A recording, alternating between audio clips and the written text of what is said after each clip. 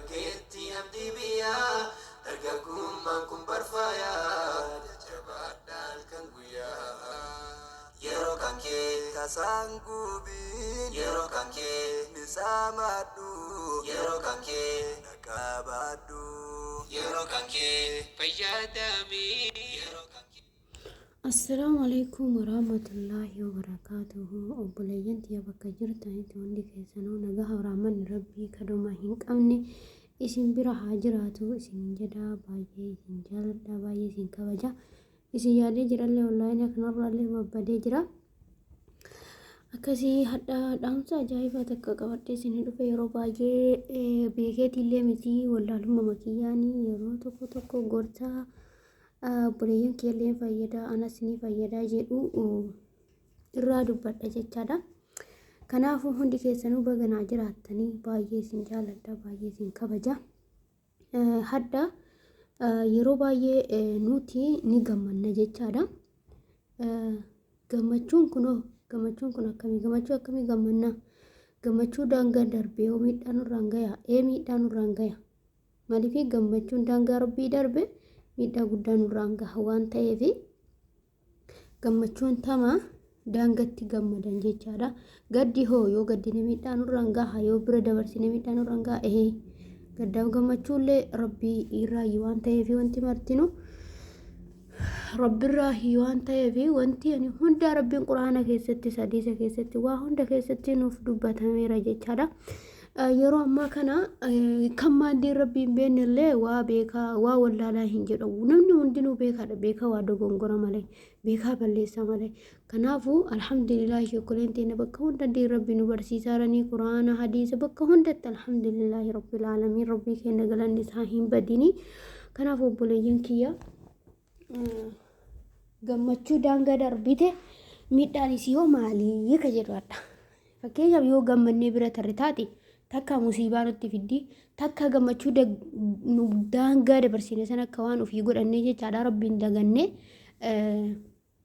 sanuu akka gammachuu nu gammanne sanuu rabbi nurraa fudhachuu danda'a jecha waan nuu kenne sanuu rabbi nurraa fudhachuu danda'a. Maali sababni isaa nutu daangaa darbee jechaadha daangaa rabbi darbee feenu muuziqaatti banannee dallafnaa maal jennaa lafa dhiinnaa miti sun akkasii miti.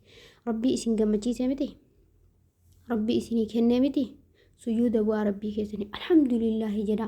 Oduu gammaddanii bira taruun suni faayidaa hin qabu isiniin jechuu barbaada. Obboleeyyan kee adiifamallee naa godha. Ani beekeetii miti wallaalummaa makiyyarraa waan natti dhagami jechaadha.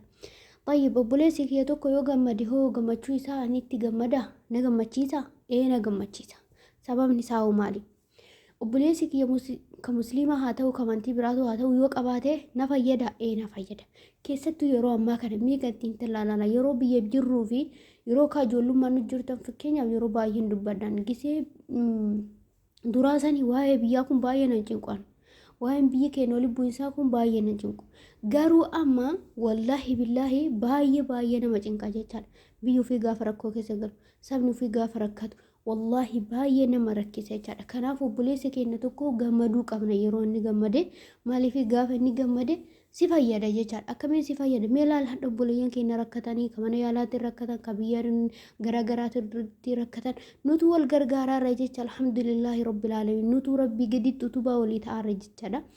Godhaan nu hadha walii goonu kun inshaallah uf duratti ammoo rakkoon obboleeyyan keenya bira dhaabannu kun rabbii fayyaa nuu kenne jenneen ama inni nuu kenne kanaanii namaaf fitola oolu kun guyyaa wayii rabbiin sababa nu'u masgiida ijaaruutiin rakkataa gargaaruun obboleessa keenya ka dhibame gargaaruutiin inshaallah guyyaa wayii wallahi akka namichi biyya wayiitti roobuu didee namni hundi masgiida dhaqee kadhatee dhabee jedhan gaafa kaan ammootu inni tokkochi dhaqee rabbiin kadhatee eegasii biyya san ka goggaamoo lafa alamin beeku roobuu didee roobee jedhan hin beekamu nu'u hadha kennatu kanaaf jecha yookaan uma hadha sadaqatu kana keessa namni wayii dhugaan nama rabbitti dhiyaatutu yookaan jira du'aayii kadhatee yookaan biyyatiin natana rabbiin inshaallah rakkoo kana keessaa kaasee inshaallah rabbiin bal'inna nu baasee kaman hidhaa jirullee hidhaa nu baasee inshaallah guyyaa wayii gammaduun kenna nafu. Itti gammada malee waan saba keessanii kana gammachuu saba keessanii argita itti gammada gadda saba keessanii illee yoo argitanii gadda daangaa darbee rabbiin nu dallansiisu doon taane gammachuu daangaa darbee rabbiin nu dallansiisu doon taane akka rabbiin jedhetti daangaa isaa qaba waan ta'eef hundinuu daangaa sanitti waliif gammaduu yoo gaddinillee waliif gadduun gaariidha jedhaan akka mataa kiyyaatti. Kanaaf obboleeyyan kiyya yeroo baay'ee gammachuu obboleeyyan keenya gammaduu fi qabnu walitti hinaafaa wanta jedhamu kana dhiibsuu qabna. Maaliif hinaafaan tokkoffaa amantii keenya keessa hin jiru, oromummaa keenya keessa hin jiru. Namni gammade namni qabaate boruu nu fayyada jecha, namni dhabee miidhaan isaa miidhaa keenya waan taateef argaarra jechaadha hadha. Kanaafuu nama ammoo dogongora dalagillee maaltu na gahee maaltu na galchee jechuun hin ta'u obboleeyyan kiyya. Hadda badiin obboleettii teenarra gayaartu wallahi billahi anaaf silleerrallee gaarti. Maaliif sirnarra geettii yoo kajettu taate gaafa siin rakkatte biraa hafaarta obboleettii tee takka rakkatte gootu gargaari yoo siin jedhan bar yoo harkaan qabaanne haga cinqamtu beetta. Kanaaf obboleeyyan tiyya maaltu na gahee odoon taane haga dandeenye walaa gorsinu haga dandeenye wal bira haa dhaabannu. Maaltu nu gaheen anaaf sirrallee cinqii fidaartii kana beeke, anaaf sirrallee rakkinna fidaartii kana beeke. Rakkinni obboleessa kiyya rakkoon nurraan gayaara beeki, gammachuun obboleessa keeti anallee fayyadaarti isillee fayyadaarti kana beeki. Kana beennee deemuu qabna malee maaltu na gaheen maaltu na galcheen wallahi anaaf sirrallee miidhaa geessaarti. Sababa obboleessa keenyaatiif rakkoon hunda tuquu danda'a. Sababa badii dalanneef sababa badii dalagee biyya teenya maatii keerra musiibaan ga'uu dandeetti. Maaliif nutu daangaa rabbii tarkaanfate, nutu wal dhagahuu dide gorsa waliillee haa dhageenyu walaa gorsinu. Obboleeyyan tiyya mee himalaalaa noo cadhifnee wallaalle wallahi rakkoo walirraan gayaaru. Wallahi billahi rakkoo walitti fidaara. Kanaafuu haga dandeenye wal jalaalee dhagahuu qabna, wal gorsuu qabna. Maaliifi rakkoon obboleessa kiyyaa anas miidhaarti waan ta'eef, rakkoon obboleettii tiyyaa anas miidhaarti waan ta'eef, maan na galcheen an jedhee taa'u sun narraa goraan hin jiru waan ta'eef, ka hidhame anatu waliin rakkataara, ka tumame anatu waliin rakkataara, ka mana arabaatitti akka feeti ta'ee akka fedhe ta'uyyuu anatu waliin rakkataara. Anaaf si'i.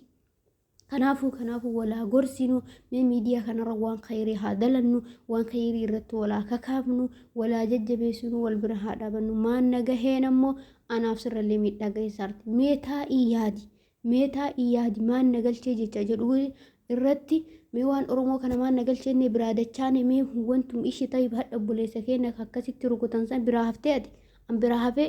Kanaaf obboleeyyan kiyya haa laallu. Wallahi maan na gahee akka feete haa taatuun boru rakkoo sirra fiduuf deema. Boru obboleettiin tee takka rakkattee gabba isiin jechuuf deeman. Boru obboleessi kee rakkatte ka'ii gargaar isiin jechuuf deeman. Hadhuma odoo inni miidhamiin, hadhuma odoo inni cinqitti hin galiin bira dhaabattee gorsaan waan dandeettu hin hifatin, obboleessa kee hin hifatin. Boru rakkoo si galcha. Obboleettii tee hin hifatin. Boru rakkoo si galchiti.